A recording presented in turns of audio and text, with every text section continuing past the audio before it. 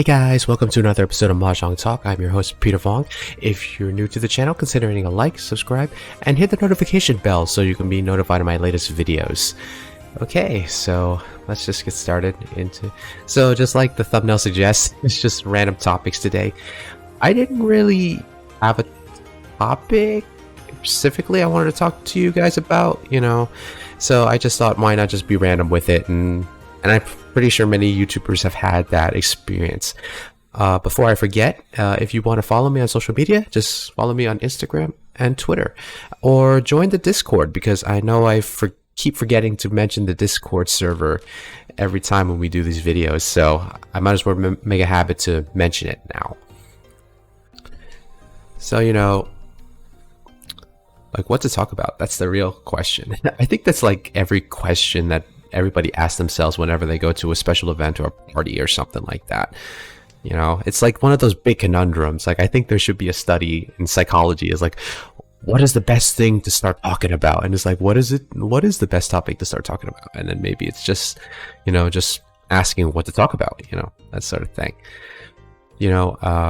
Ever since meeting my friends on Discord, I've been trying to put myself out there, put yourself out there, especially in moments when you're not really sure exactly what to talk about. We always have like awkward silences on the Discord sometimes, and sometimes ironically enough, it usually happens when I say something last, and then I'm like, oh my god, did I say something that's controversial, or did I say something that offended somebody? That sort of thing. And it really is tough. It really is tough because, oh man, this is tough. It really comes down to the fact, like, how you're feeling at that current moment, I guess. Like, because awkward silences happen all the time, and we humans don't like to acknowledge that it happens, but it happens. But, this video just is talking about awkward silence right now. So, who knows? Who knows what it will develop into? No, I'm not going to take that. I'm just going to discard these ones here. I probably should get rid of this green dragon here. But yeah, it's been really fun for me these past couple weeks, because having to meet new friends and putting myself out there and actually like embarrassing myself during chats, it takes getting used to. Especially the embarrassing parts, because sometimes I would say something and everyone just laughs, and I'm like, why are they laughing at me? I'm trying to pick a serious topic out of this, that sort of thing. But at the same time, like, I'm always too serious, so it's just a good therapy, I guess, for me. It's just to get used to, like, people finding jokes in certain things, even things that you didn't mean to joke about on certain things. Okay, this hand is starting to look pretty good. And I think putting yourself out there is like the toughest part. Because for me, it was always hard because, well, as you guys know, if you've watched me for a while, at least it wasn't me. Okay. This game is starting off pretty good because this person didn't win that much. I mean, not a big win. If it was a big win, then we probably will be at a disadvantage. Oh, and it's still East round because that person was East, so that means the game will go longer. That means I will have a chance to gain some stuff. Ooh, I love that white dragon. Yeah, and so with my new friends, I basically started putting myself more out there, as in what I usually talk with my friends in real life about, like, like my favorite movies, favorite anime, obviously, that sort of thing. Of course, I can't talk about anything else other than, like, the stuff I'm into, obviously, and you guys probably have watched me for a while, know what I'm into. I won't repeat them, but at the same time, I think, like, with friends, like, there's certain categories of stuff you can talk about. Like, with my friends on Discord, we would talk about, like, anime and deeper parts of life. We were actually talking about tough love and parenting, and a majority of us were not really into tough love, but one of us, I wouldn't say he was trying to say it's his point was basically it's not as bad as people make it out to be, because it teaches resilience, and we understood that. And I began to think about, like, how do you teach a child resilience that doesn't involve like tough love? And I think, like, I'm not a parent, so I can't really give an opinion on it, but at the same time, I think my guess, this is my guess, is that maybe it's about telling them that the world is not fair. Maybe. I don't know. Of course, I'm not a parent, so I can't really tell. I can't really tell if that would actually affect a child in a negative way. Maybe it would. Because the one thing that parents worry about is screwing their child's brain up. Because if they find out the world is not fair, then they're going to probably think about... There probably might not be... Like, maybe the kid will probably do something that will probably ruin their relationships. Like cheating. Like cheating on a cheating in sports, or cheating on a test or something like that. And they'll be like, well, the world is not fair, so, you know, and... I don't know. Being a parent is hard. Being a parent is hard. I mean, if any of you guys are parents, leave it in the comments down below. I would like to know. And I would like to know your strategies, your parenting strategies. Because some parents do tough love and some don't. I probably wouldn't do it. Because for me, I'm just too sensitive as it is. Of course, as a parent, you know there will be a day when you make your child cry. There will be a day when you make your child cry. And also cleaning dirty diapers. You can't avoid cleaning dirty diapers. Oh, yes. Nice. That's okay. 2,000 points. It's not too bad. Not too bad at all. At least I'm in second place. So I still have a chance. So, like, getting back to, like, my friends on Discord, you know, I think they're like the first people other than my friends in real life that I did impressions with. So I'm not sure if you guys know, I love to do like voices sometimes. It's just for fun. I don't really, like, as I said on the last video, I do like to memorize movie quotes. I don't know why. It's just that all the stuff from movies and television shows I like memorize. I think it's because I've like grew up watching the television a lot, because it was probably the only thing that would keep me from like being occupied, because my parents were always so busy with work. You know, like, I don't know how. It's just that my mind is always memorizing like long amounts of dialogue. I don't know why. It's like, you know, with Harry Potter and the Philosopher's Stone, or Sorcerer's Stone if you're in the States. I say the Philosopher's Stone even though I'm American, because like that's the original name. Yeah, I probably could memorize that. I probably memorized that movie by heart, I think. Like, I always love that scene when Snape comes in. It's like, there will be no foolish wand-waving or silly incantations in this class. As such, I don't expect many of you to appreciate this little science and exact art that is potion making. However, for those select few who possess the predisposition, I can teach you how to bewitch the mind and ensnare the senses. I can tell you how to bottle fame, brew glory, and even put a stopper in death. Then again, maybe some of you have come to Hogwarts in possession with abilities so formidable that you feel confident enough to not pay attention. Mr. Potter, our new celebrity. Yeah, it's like small stuff like that, you know. I mean, that stuff usually gets me through the workday, because since we're wearing masks, no one can see my mouth moving. So, and the machines are very loud, so basically I would just like quote stuff, and that's what gets me through the day. Yeah, why not take that? And it's fun. I mean, it's fun. I mean, that's what gets me through the workday. If I couldn't do that, then I probably would end up daydreaming. And daydreaming can take you so far throughout the workday. So, you know, like, I would quote a lot of things. I would quote like, you know, dang, I lost my train of thought. I would quote mainly what gets me through the workday. Like I would have to say is quoting Iroh from Avatar: The Last Airbender.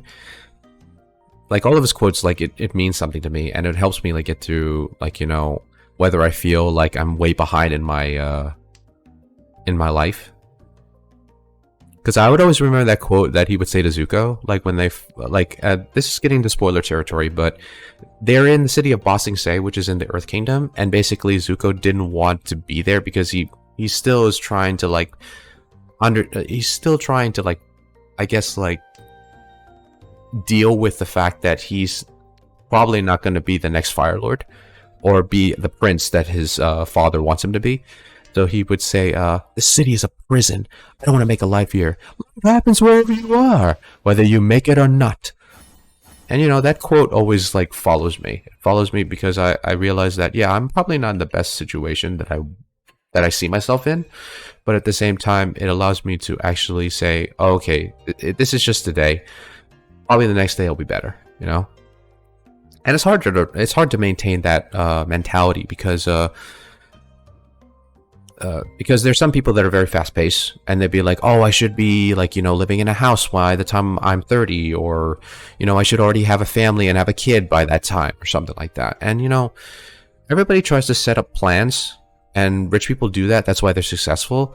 But at the same time, sometimes the best plans are things that are not planned, in my personal opinion. Now, the thing of it is that I'm not going to say, like, you doing that will make you rich, or you doing that basically will guarantee you a better life. I'm just basically saying, for me, the best parts that I've discovered are basically stuff that I just happen to walk into.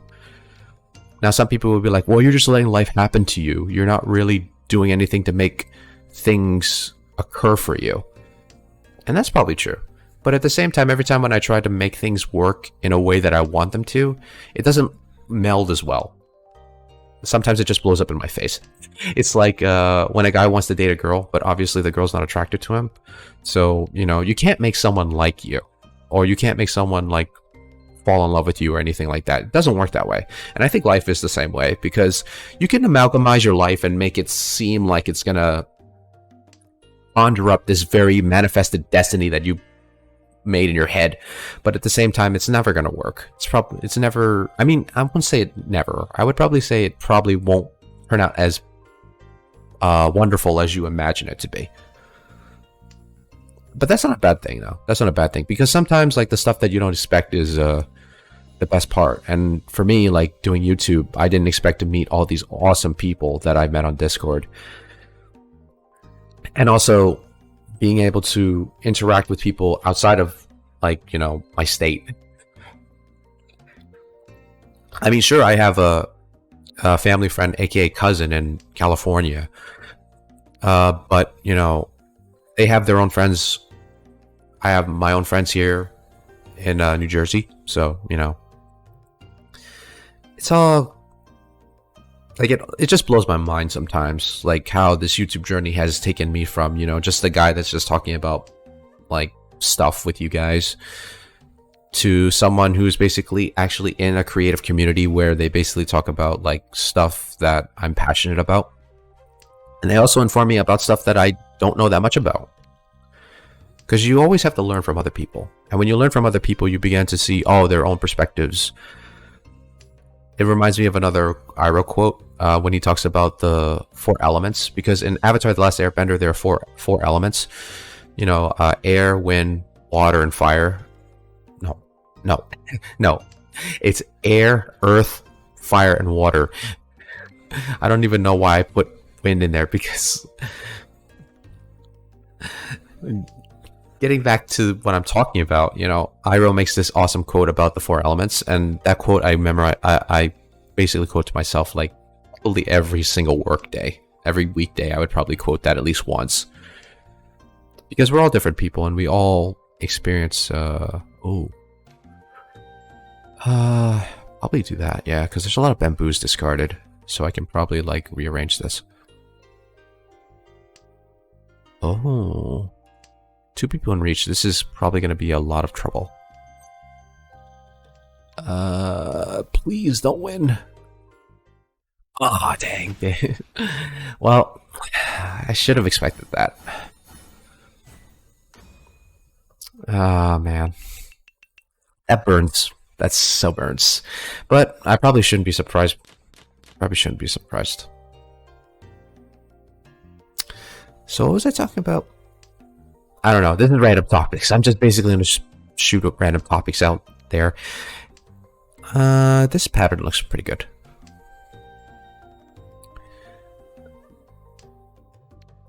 I mean, like, I like talking about deep stuff with you guys, but at the same time, like, you know, a lot of people don't. So, like, I'm trying to be more sociable sometimes. So basically, like, what can I talk about that normal people talk about? You know, that sort of thing.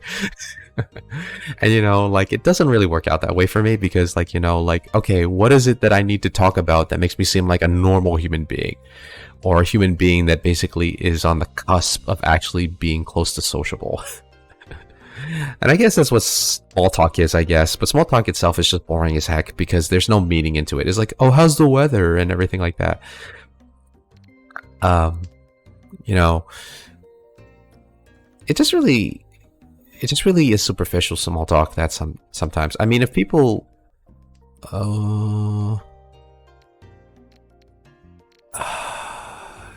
Sure, why not? Just give this a try.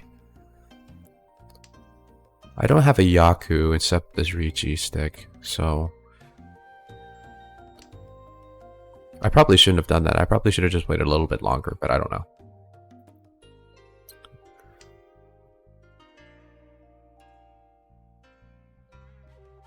It's really a conundrum. Really a conundrum. Ooh. I don't know if I'm going to get a lot of points for that, though. Let's see. Oh, that's not too bad. It's not too bad. But still, I'm still in third place. So I have to actually gain momentum here. And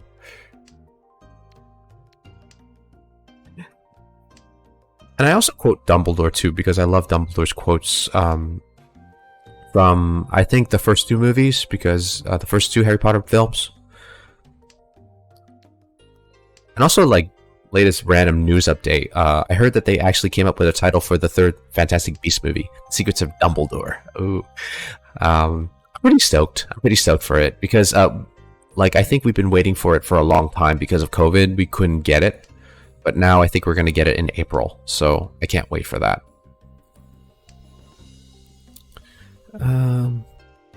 Yeah, especially like the scene where Dumbledore is talking to Harry in his office in the second film, because he really does give an awesome lesson there in the film to Harry, because Harry is like, so like, as a teenager you're not really sure the type of person you are, so at the same time you have to try to discover yourself, and Harry was starting to be uncertain about who he was because he is similar to the main villain, which is Voldemort. Yeah, I think I'm gonna do for an all simple hand. Hopefully I can get this. And what I love about that scene is basically, what I found very interesting is that that particular scene, the feel of the movie, I heard about Harry trying to discover who he was and his identity crisis in the film. It really wasn't translated as much in the book, which I found very interesting, because usually when we hear, like, you know, the book is being turned into a film, usually the book always covers every single topic. I mean, I think the book does cover the topic of that, but it doesn't really go as deep as in the movie. If you haven't seen the movie, I recommend seeing it because, well, I mean, it's one of my favorites, but at the same time, like, it wasn't really well received in the box office. But then again, it's Harry Potter. I mean, you can't go wrong with Harry Potter, in my personal opinion. Unless you don't like Harry Potter, that's fine. And, you know, that's all about. That's life's all about, is like basically discovering who we are, and, you know, finding out our flaws and finding out what we're good at and finding out things that we're not good at.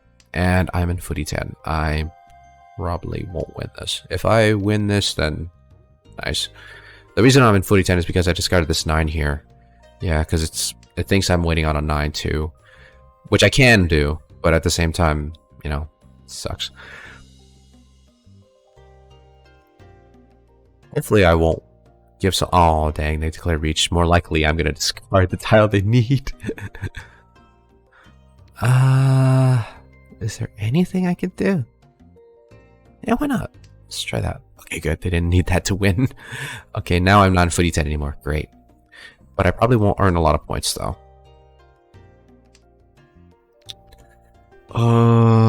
Please. Okay, good.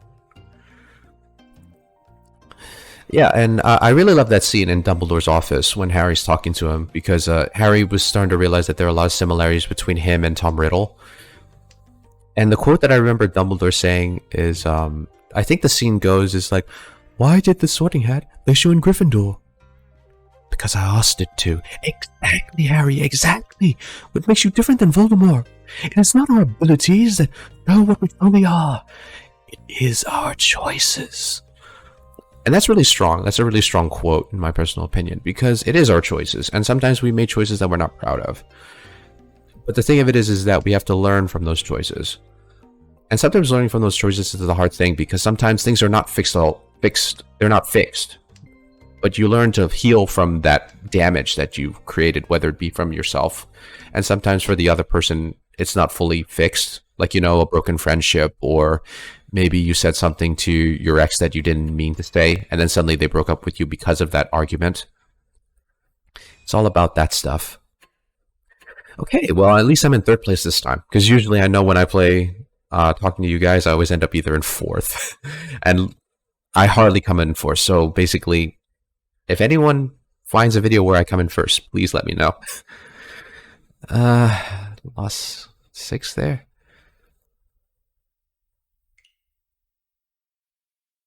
Okay. Okay, so let me just get back to my main screen here. Okay, I'm back on my main screen here. So, I hope you guys like what you saw. If you like what you saw, consider hitting a like, subscribe, and hit the notification bell so you can be updated on my latest videos. And just remember, everyone is precious. You're as precious as everyone else. And I will see you guys in the next video. Take care.